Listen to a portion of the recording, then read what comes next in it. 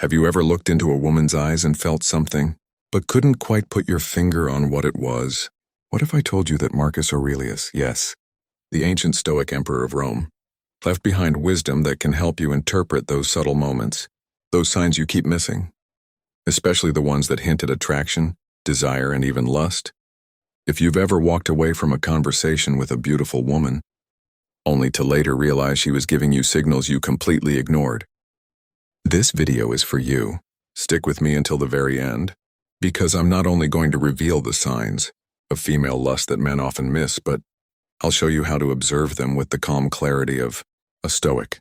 This knowledge won't just change how you date, it'll change how you see the world. Before we dive in, take a second to like the video and subscribe to the channel. That one small click supports our journey to bring timeless Stoic wisdom into the chaos of modern love. Now see, let me tell you a story. Setting the stage, the emperor and the poet. It was late evening in Rome. The wind had quieted. The stars blinked overhead, and a young Roman poet stood nervously in the courtyard. His name was Cassius, and he had been summoned by none other than Emperor Marcus Aurelius himself. Cassius had written a few verses that had caught the attention of the emperor's daughter. They weren't just words. They were fire disguised as ink. The kind of lines that make a woman pause in her step and wonder if the man behind them sees into her soul. But Cassius was not bold. He was observant, silent, anxious even, and as he approached the imperial garden, where the emperor waited, his mind swirled not with power, but with doubt. Marcus Aurelius turned to him and said, "You write as though you understand the heart, but do you understand the body?" Cassius blinked. "My lord?"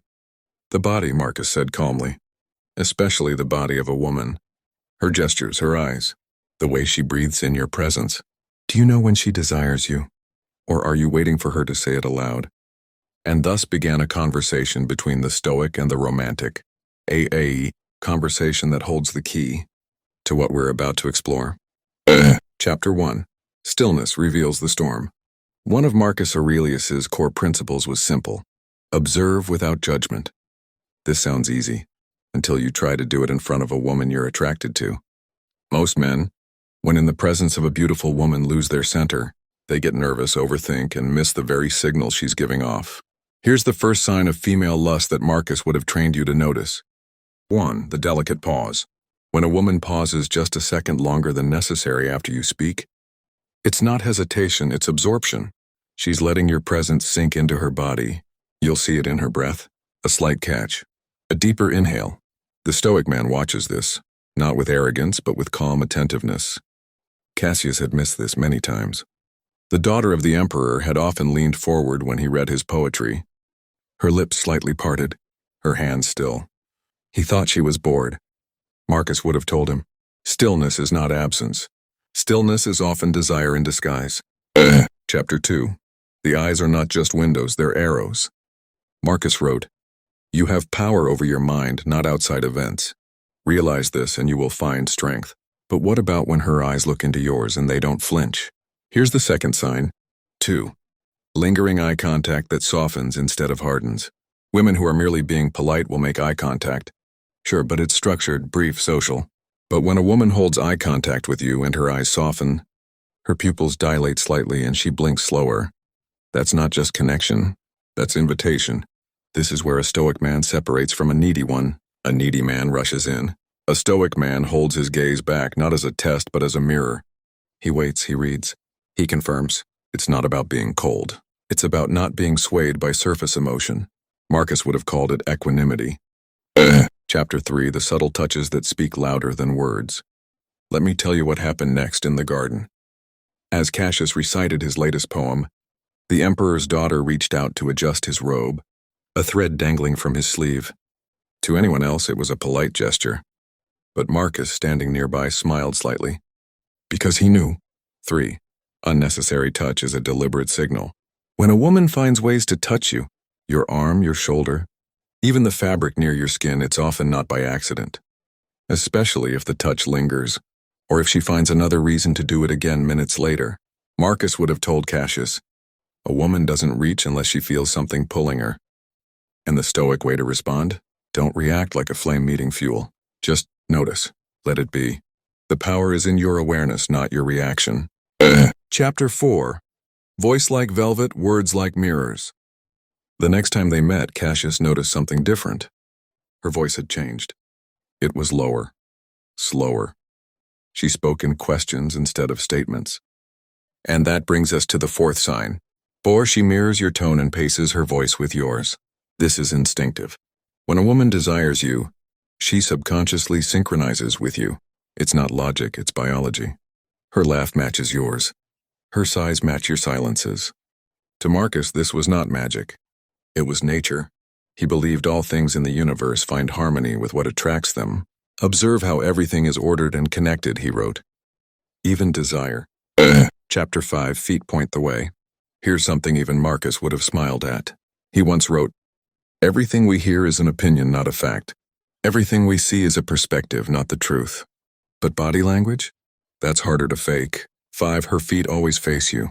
It doesn't matter who else is in the room, her body, particularly her feet, will angle toward the man she's most drawn to. It's primitive, instinctual. She might not even realize it. Cassius had missed this at the last banquet. Though other suitors tried to gain her attention, her body always aligned with him. He was blind to it, but you don't have to be.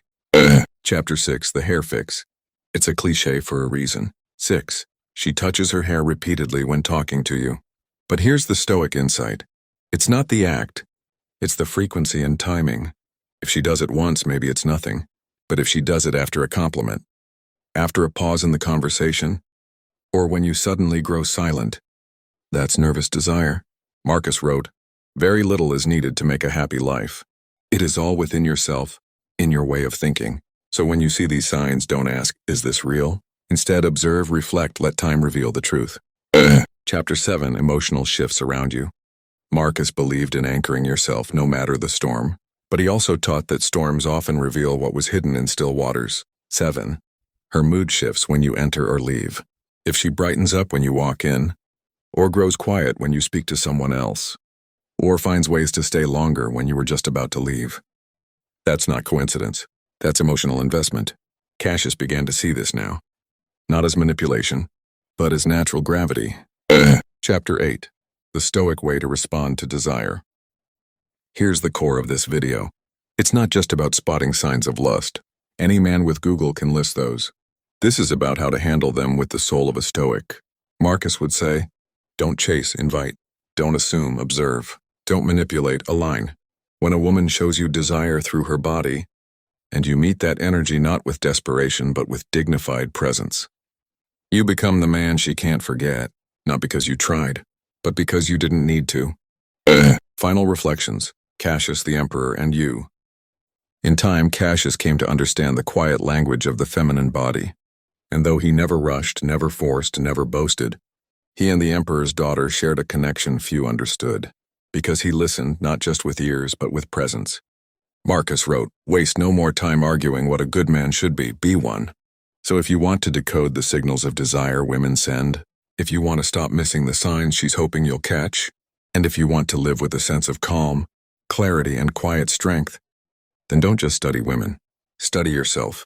Be still enough to notice, and brave enough to act, only when it's right.